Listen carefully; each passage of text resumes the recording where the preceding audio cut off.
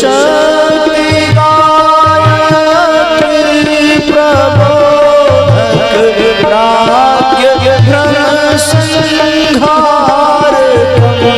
युग शक्ति गायत्री प्रबोधक प्राज्ञ घ्न संहारकम् युग धर्म धारक यज्ञ नायक युग सुधारक शुभकरम् युग धर्म धारक यज्ञ नायक युग सुधारक शुभकरम् श्री राम श्री राम श्री राम श्री राम जय योग भगीरथ याज्ञवल्क्य वसिष्ठ मुनि जगहित करम् जय योग भगीरथ याज्ञवल्क्य वसिष्ठ मुनि जगहित करम् युग ऋषि प्रवर व्यासादि विश्वामित्र नारद मुनि समम् युग ऋषि प्रवर व्यासादि विश्वामित्र नारद मुनि समम् श्री राम सद्गुण धाम भज मन नित्य सद्गुरु रूपिणम् श्री राम सद्गुण धाम भज मन नित्य सद्गुरु रूपिणम् जय देव संस्कृति ज्ञान रक्षक मोक्ष कर लोकप्रियम् जय देव संस्कृति ज्ञान रक्षक मोक्ष कर लोकप्रियम् उज्ज्वल भविष्य हेतु शुभ योग क्रांति वीर धुरंधरम् उज्ज्वल भविष्य हेतु शुभ योग क्रांति वीर धुरंधरम् श्री राम सद्गुण धाम भज मन नित्य सद्गुरु रूपिणम् श्री राम सद्गुण धाम भज नित्य सद्गुरु रूपिणम् जय मातृवत पावन हृदय प्रिय सर्वहित करुणाकरम् जय मातृवत पावन हृदय प्रिय सर्वहित करुणाकरम् मम हृदय गेह निवास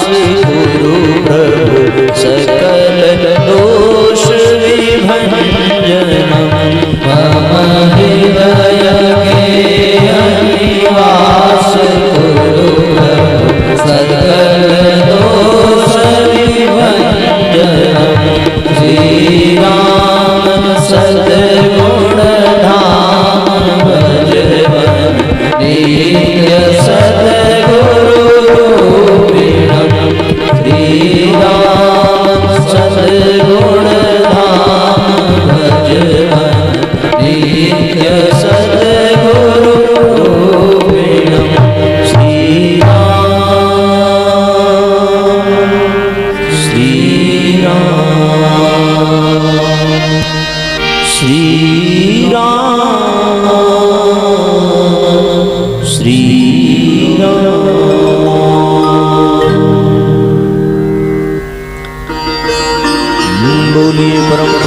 गुरुदेव की जय।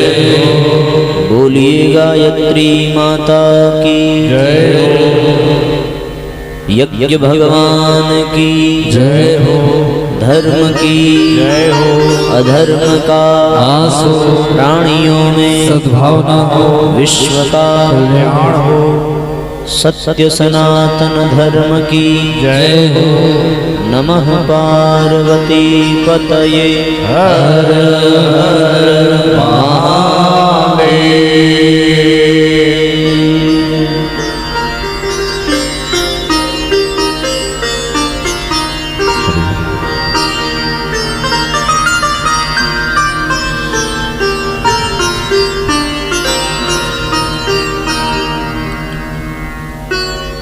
परम पूज्य गुरुदेव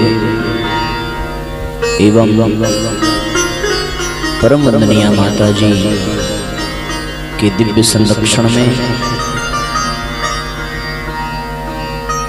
पंचदिवसीय श्रीमद् पावन प्रज्ञा पुराण कथा के इस दिव्य आयोजन के चतुर्थ सत्र में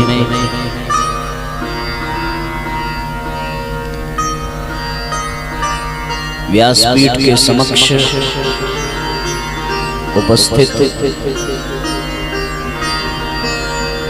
शक्ति स्वरूपा माताओं बहनों, देवतुल्य आत्मीय बंधुओं,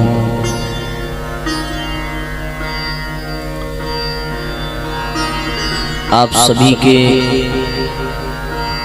हृदय में विराजमान परमपिता परमेश्वर को नमन करते हुए आप सबका आज के सत्र में बहुत बहुत स्वागत, बहुत बहुत अभिनंदन। विगत 3 दिनों से हम सभी नित्य निरंतर परम पूज्य गुरुदेव के विचारों की छत्र छाया में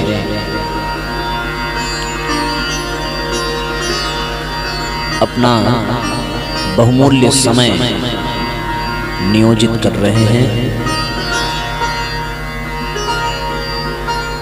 उन विचारों को आत्मसात करें, तत्पश्चात उसे अपने जीवन में क्रियान्वित करें।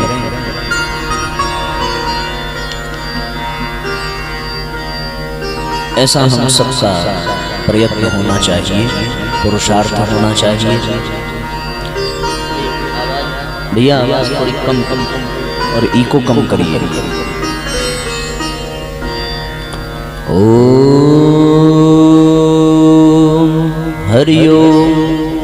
हाँ ठीक है।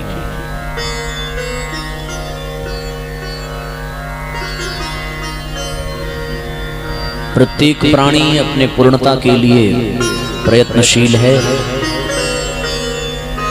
पूर्णता के 3 आयाम जिसकी चर्चा हम सब लोगों ने कल प्रारंभ की थी,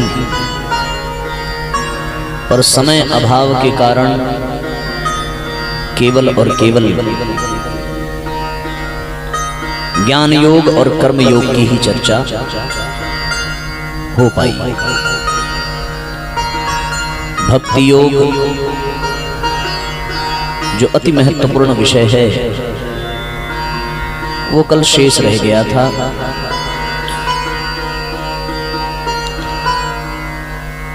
व्यासपीठ पर विराजमान महर्षि पिप्पलाद ने श्वेत केतु ऋषि के जिज्ञासा को पूर्ण करने के लिए ज्ञान योग, कर्म योग और भक्ति योग का प्रतिपादन किया।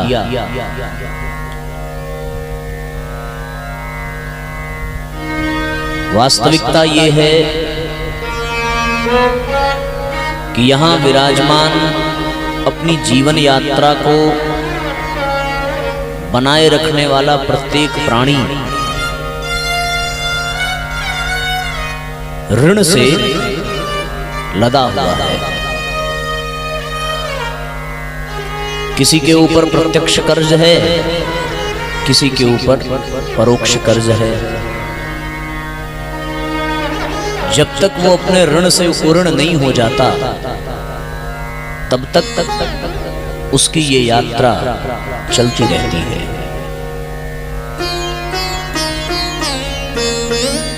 जिससे उसने जितना लिया है उसके प्रति उतना उसे भी करना पड़ता है।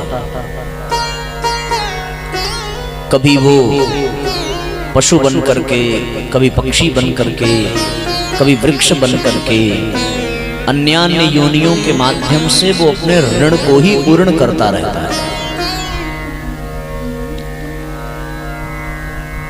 हमारे यहाँ मनुष्य के ऊपर भी 5 प्रकार के ऋण बताए गए हैं। उनमें भी मुख्य 3 ऋण हैं। पहला है मातृ ऋण, पितृ ऋण, अपने अभिभावकों का ऋण होता है जीव पर।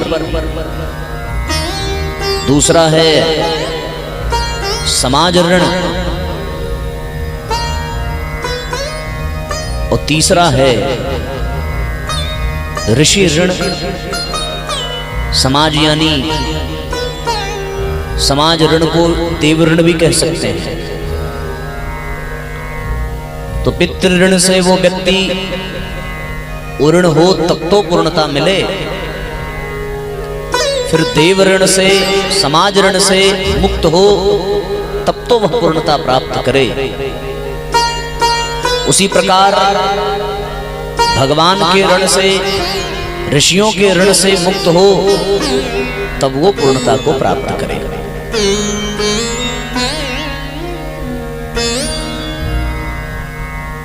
ऋण से ऋण होने के लिए व्यक्ति को देना पड़ता है।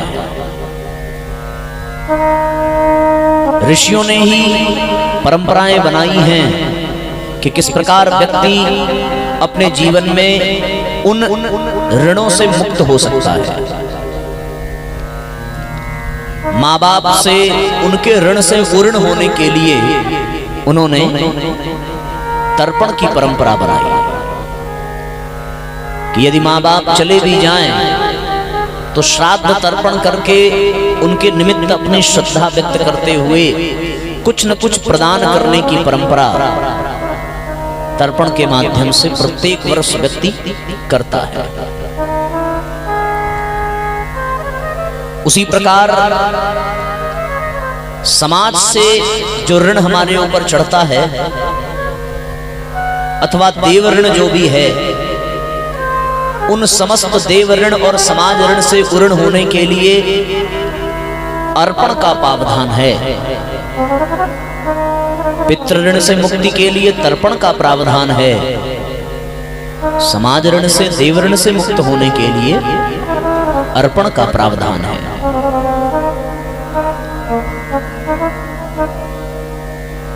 तत्पश्चात भगवान का जो ऋण है, ईश्वरीय सत्ता का जो ऋण है अथवा ऋषि ऋण भी कह सकते हैं, इस ऋण से पूर्ण होने के लिए समर्पण का प्रावधान है। अर्पण, तर्पण और समर्पण, इस 3 विधा से हम अपने ऊपर चढ़े हुए ऋण से पूर्ण होने का प्रयत्न करते हैं। जो जितनी गंभीरता से ये प्रयत्न करता है, जितने भाव से करता है, उसे उतना ही न्यूनाधिक लाभ प्राप्त होता रहता है। फिर से समझें कि समाज के ऋण से ऋण होने के लिए ही अर्पण का प्रावधान है। पितृ ऋण से ऋण होने के लिए तर्पण का प्रावधान है और ऋषि ऋण अथवा भगवत ऋण से ऋण होने के लिए समर्पण का प्रावधान है। मनुष्य को चाहिए कि वो अर्पण, तर्पण, समर्पण के माध्यम से नित्य निरंतर कुछ न कुछ अपनी योग्यता के अनुसार, अपनी प्रतिभा के अनुसार, अपनी स्थिति परिस्थितियों को केंद्र में रख करके वो कुछ न कुछ देता ही रहे। अर्पण के माध्यम से भी उसे देना चाहिए, तर्पण के माध्यम से भी उसे देना चाहिए, समर्पण के माध्यम से भी उसे देना चाहिए। इन माध्यमों से जो जितना अधिक देता है वो उतना ही पूजनीय बन जाता है, वो उतना ही वंदनीय बन जाता है, वो उतना अभिनंदनीय बन जाता है और वो उतना ही अपने ऋण से पूर्ण हो जाता है। इस दुनिया में जितने भी प्राणी हैं वो समस्त प्राणी केवल और केवल देने का ही कार्य करते हैं। जब से ये जीवन की यात्रा शुरू होती है, शास्त्र ये कहता है कि उस परम ब्रह्म ने मन में ये संकल्प किया कि एको हम बहुश्यामी, मैं एक से बहुत हो जाऊं, और उसके बाद ये सृष्टि का क्रम प्रारंभ होता है। फिर उससे विलग हुई आत्माएं सर्वप्रथम जड़ योनि में प्रवेश करती हैं। जड़ योनि अर्थात वृक्ष, पेड़ पौधे, पुष्प आदि, पत्तियां, टहनियां, ये सब जड़ योनि में आते हैं। जो जड़वत एक स्थान पर खड़े हों, उनमें चेतना तो हो पर उनमें गति ना हो, वो अपने अंगों को हिला डुला ना सकें, वो जड़ योनि के प्राणी हैं।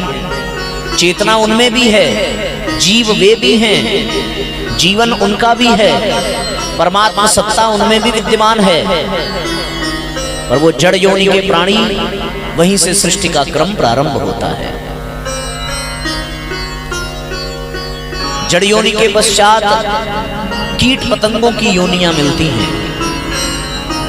जीव जब जड़ योनि से ऊपर उठे तो कीड़े मकोड़े की योनि में आ जाता है।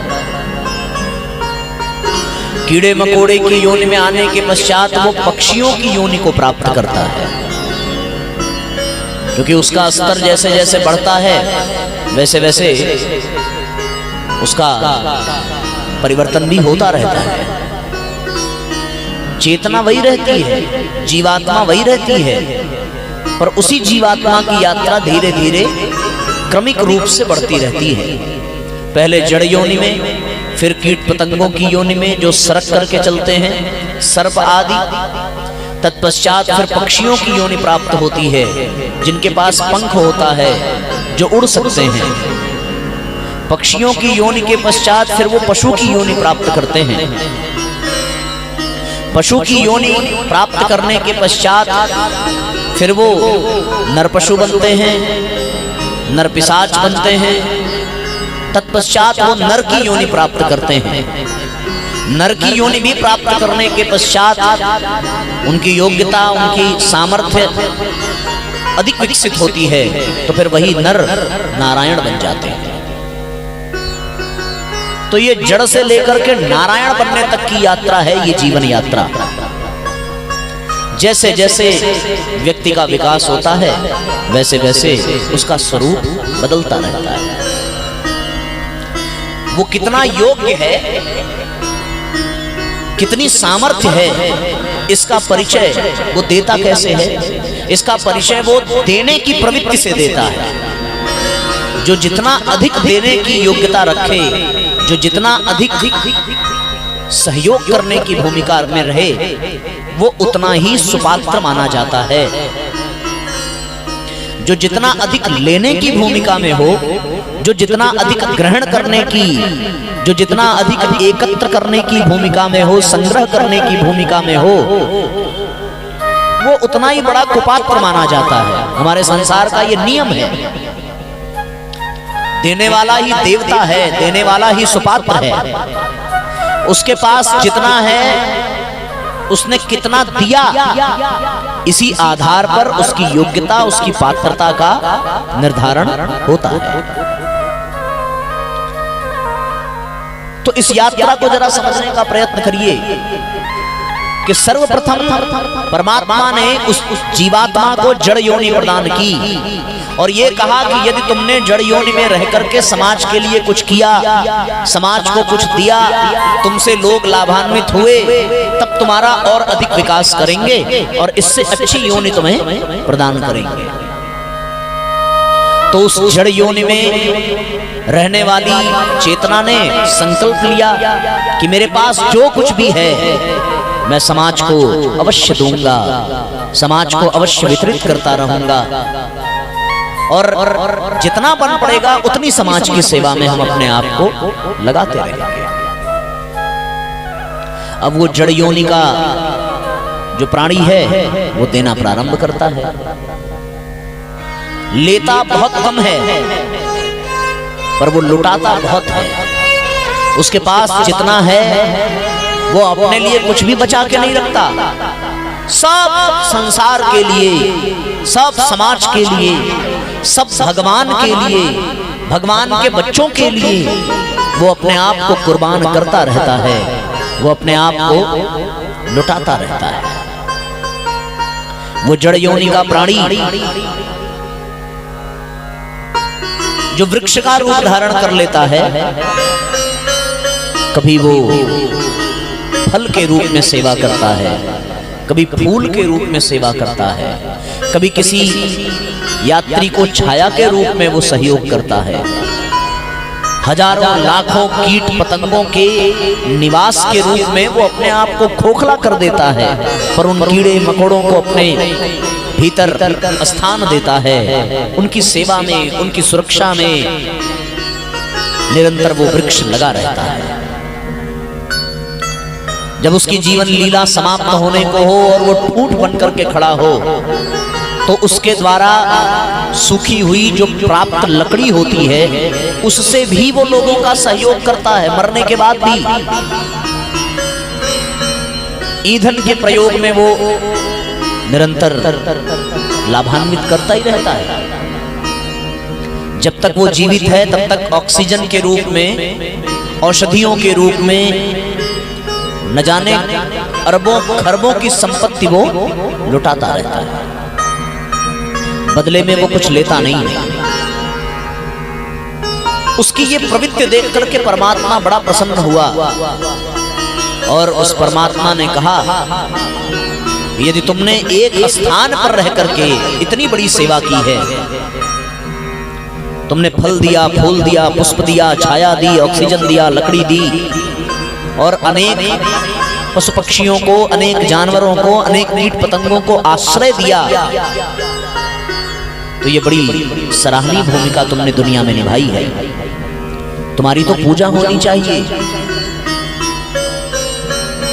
फिर वो परमात्मा ने ऐसी कृपा की कि वो वृक्ष होते हुए भी वृक्ष देवता कहा जाने लगा। फिर वृक्षों की पूजा होने लगी। ऐसा कोई वृक्ष बता दीजिए जिसकी पूजा ना होती हो, चाहे वो आंवले का हो, चाहे नीम का हो, चाहे तुलसी का हो, चाहे बरगद हो, चाहे पीपल हो, चाहे आम हो, चाहे जामुन हो। कौन सा ऐसा वृक्ष है जिसकी पूजा न होती हो? चाहे केले का वृक्ष हो, केले का पौधा हो, चाहे बेल का पौधा हो, जितने भी महत्वपूर्ण वृक्ष हैं उन सबको देवता की संज्ञा दी गई है। हर वृक्षों के साथ एक पर्व जुड़ा हुआ है, हर वृक्षों के साथ एक विधान जुड़ा हुआ है, हर वृक्षों के साथ एक परंपरा जुड़ी हुई है, हर वृक्षों के साथ एक संबंध बना हुआ है इस संसार का, इस मनुष्य समुदाय का। और वो वृक्ष अपने स्तर से समाज की सेवा में अपने जीवन को, अपने तन को समर्पित करता हुआ भगवान का कार्य करता चला जाता है। भगवान अति प्रसन्न होते हैं। उनमें गुणों के आधार पर देखें तो कोई विशेष गुण नहीं है वृक्षों में। वो बेचारे एक स्थान से दूसरे स्थान तक हिल भी नहीं सकते, बिल्कुल खड़े रहते हैं। पर उस जड़ अवस्था में भी वो समाज का इतना उपकार करते हैं कि उसकी तुलना किसी अन्य उपकारी महापुरुष से की जा सकती है। उससे बड़ा कोई उपकारी हो नहीं सकता। इन वृक्षों को ही हम देवता मानते हैं, पर क्यों? केवल इसलिए क्योंकि ये समाज से ले नहीं रहे हैं, ये समाज को दे रहे हैं, इसलिए इनकी उपयोगिता है। वृक्षों का भी एक संकल्प है कि हमें आपने लगाया, आपने जन्म दिया, तो फिर हमारा ये जीवन आपके लिए ही न्यौछावर है, आपके लिए ही कुर्बान है। और वो अपने द्वारा लिए गए संकल्प को नित्य निरंतर जब तक इस दुनिया में है तब तक वो समाज की सेवा में एक एक पल को लगाता है। भगवान को प्रसन्नता हुई, वृक्ष के सेवा भावना को देख करके उन्होंने प्रसन्न होकर उसका प्रमोशन किया। चलो भाई, तुमने बहुत समाज की सेवा की है। अब वो जीवात्मा जो वृक्ष योनि में थी, अब उसको प्रमोट करके उन्होंने उसकी योग्यता को देखते हुए कीड़े मकोड़े की योनि प्रदान की, कीट पतंगों की योनि मिली जो वृक्ष योनि से ऊपर की श्रेणी में आती है। कीड़े मकोड़ों की योनि प्राप्त करने के पश्चात वो जीव फिर भी अपने संकल्प को भूला नहीं। उसने भगवान से कहा कि प्रभु, आपने नई योनि में भेजा है, मैं इस योनि में भी रह करके समाज की सेवा करूंगा। आपके जो राजकुमार हैं, आपके जो पुत्र हैं, आपके जो संबंधी हैं, आपके जो भक्त हैं, उनके लिए मैं गाहे बगाहे उनके काम आता ही रहूंगा, ये मेरा संकल्प है। और वृक्ष योनि से प्रमोट करके आई हुई, वृक्ष योनि से पदोन्नति होने के पश्चात जब वो जीवात्मा कीट पतंगों की योनि में पहुंची, तो उस योनि में जाने के बाद भी उसने समाज की सेवा का संकल्प नहीं छोड़ा। आप कल्पना करके देखिए, यदि आप अपने जीवन से कीड़े मकोड़ों को निकाल दें तो आपको बहुत बड़ी हानि उठानी पड़ेगी, इसमें कोई दो राय नहीं है। विचार करके देखिए, ये सत्य है अथवा गलत है। कहते हैं साहब, जमीन से निकलने वाला केचुआ यदि खेतों में न हो तो जमीन की उपजाऊ शक्ति समाप्त हो जाती है, और 10 साल में वो केचुआ जमीन की उर्वरा शक्ति को 5 गुना बढ़ा देता है। अब तो वैज्ञानिकों ने ये भी कहा है कि वो केचुआ 5 साल में 2 इंच जमीन को ऊपर उठा देता है अपनी क्षमता से। जिन खेतों में ये होते हैं उनकी उर्वरा शक्ति अद्भुत होती है। एक और पतंगे को आप देखें, मधुमक्खी जीवन भर पुरुषार्थ करती है और उसका लाभ वो समाज को देती है, किसी और को नहीं। वो अपने उससे लाभान्वित नहीं होती, वो केवल और केवल समाज को लाभान्वित करती है। आपने तो सुना ही होगा, आपने जानते भी होंगे कि हम लोग जो दही का सेवन करते हैं, जो रायते का सेवन करते हैं, वो किसकी वजह से बनता है? वो इन्हीं कीड़े मकोड़े के कारण हम दूध से दही को बना पाते हैं, वरना वो बैक्टीरिया ना हो तो साहब वो दही नहीं बन पाएगा। तो फिर दही से बनने वाले जितने आइटम हैं उनसे हमें वंचित ही रहना पड़ेगा। भगवान ने इन कीड़े मकोड़ों को देखा, बड़े प्रसन्न हुए। मैंने तो 1-2 कीड़े मकोड़ों को बताया है, पर अभी ऐसे अनगिनत हैं जो दुनिया में अपनी सेवा दे रहे हैं। इन कीड़े मकोड़ों ने जितना हमारा उपकार किया है और कर रहे हैं, उतना हम अपना उपकार नहीं कर पा रहे हैं। आपको पता है, ये कपड़े बनने का प्रावधान किसी कीड़े की वजह से ही प्रारंभ हुआ है, वरना हम निर्वस्त्र ही रहते। वो रेशमी कीड़ा, उसी से तो रेशम के वस्त्र बनते हैं। तो सोचो कितना उपयोगी है वो छोटा सा, जिसकी कोई हैसियत नहीं है, कोई औकात नहीं है, कोई पैसा रुपया नहीं है, कोई संपदा नहीं है, कोई प्रॉपर्टी नहीं है, कोई सगे संबंधी नहीं है, कोई रिश्तेदार नहीं है, फिर भी वो कीड़ा कितना काम आता है। विचार करके देखिए। ऐसे अनगिनत कीड़े मकोड़े हैं जो हम सब के लिए निरंतर प्रयत्न करते रहते हैं, निरंतर कार्य करते रहते हैं। भगवान ने इस बार भी उसकी जीवन लीला देखी, बड़े प्रसन्न हुए, खूब मगन हुए। अरे वाह, हमने तुम्हारा प्रमोशन किया, हमने तुमको थोड़ी और ऊंची पदवी दी, तुमने उस पदवी में भी अपने संकल्प को भुलाया नहीं और समाज की सेवा में लगे रहे, मुझे बड़ी प्रसन्नता है। भगवान ने सोचा ये इस योनि में भी कर रहा है तो इसे और ऊपर उठाना चाहिए। प्रसन्न होकर के कीड़े मकोड़े की योनि से और ऊपर उठाया, और अब भगवान ने उसी जीवात्मा को पक्षियों की योनि का जीवन दिया कि तुम पक्षी बन जाओ। क्योंकि कीड़े मकोड़ों की जो गति होती है बहुत थोड़ी सी होती है, बहुत थोड़ी सी। एक स्थान से दूसरे स्थान तक ही वो जा पाते हैं।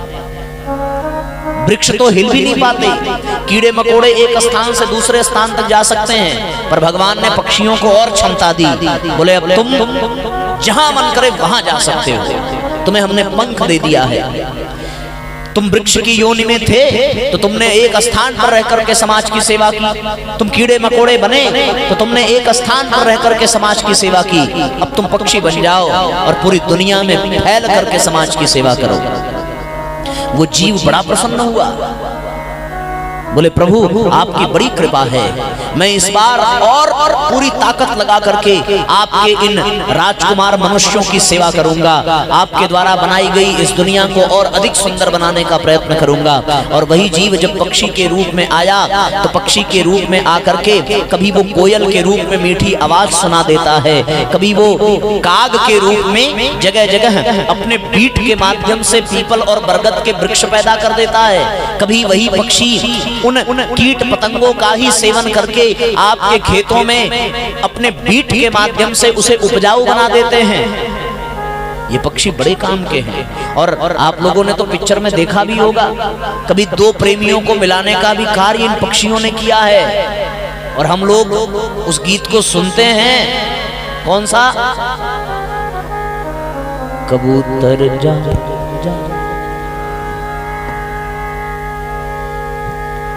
इन पक्षियों की बड़ी महिमा है। दो बिछड़े प्रेमियों को मिला देना कितना बड़ा पुण्य का काम है। हमने तो ये भी सुना है कि एक राज्य से दूसरे राज्य तक किसी संदेश को ले जाने वाले वो सफेद कबूतर बड़े काम आए। विचार करके देखो, ये पक्षी मिलाने का काम करते हैं और हम लोग तोड़ने का काम करते हैं। वनों में उपवनों में नाचने वाले वो मोर, वो भी हमें प्रसन्नता देने के लिए, हमें आनंद देने के लिए ही नित्य निरंतर प्रयत्नशील रहते हैं। वो हमें देखते हैं तो नाचने लगते हैं, उनके नृत्य को देख करके दुखी से दुखी प्राणी भी मनमस्त हो जाता है।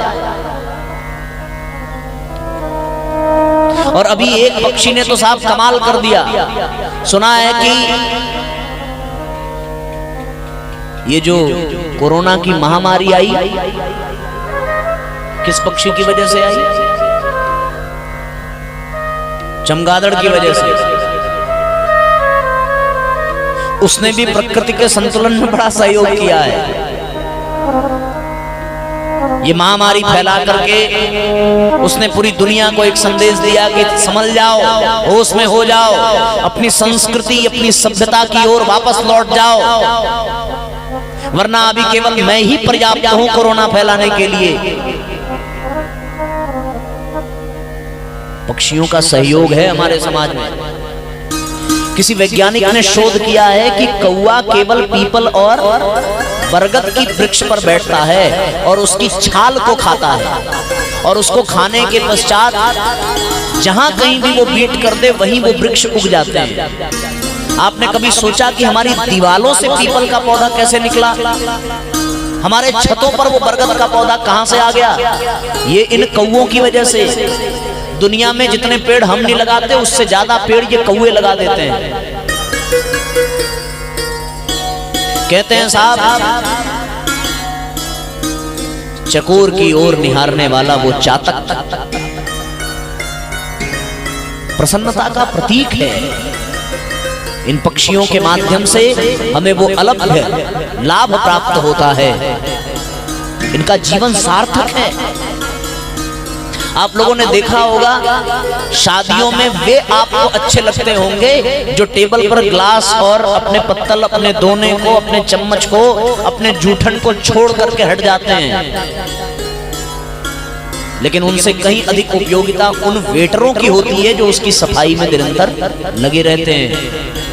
उसी प्रकार इस संसार में जहां कहीं भी गंदगी रहती है, जहां कहीं भी बदबू है, जहां कहीं भी अनावश्यक चीजें हैं, गिद्ध गिद्ध नाम का पक्षी और ये सब मांसाहारी पक्षी उस गंदगी को हटाने मिटाने में अपनी बहुत महत्वपूर्ण भूमिका निभाते हैं। यदि ये गिद्ध ना हो तो फिर मरे हुए पशुओं के मांस को कौन पचाएगा, कौन खाएगा? और उन मरे हुए पशुओं के मांस को खाकर उसे भी खाद के रूप में हमारे खेतों में वो जाकर के अपने बीट के माध्यम से करते हैं और हमारा वो खेत उपजाऊ होता है। विचार करके देखिए ये पक्षी कितने उपयोगी हैं।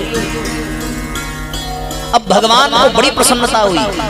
भगवान ने कहा ये वृक्ष योनि में भी रहा तो बहुत सेवा की इसने कीड़े मकोड़े की योनि में बड़ी सेवा की, इसने पक्षी बनकर के बड़ी सेवा की।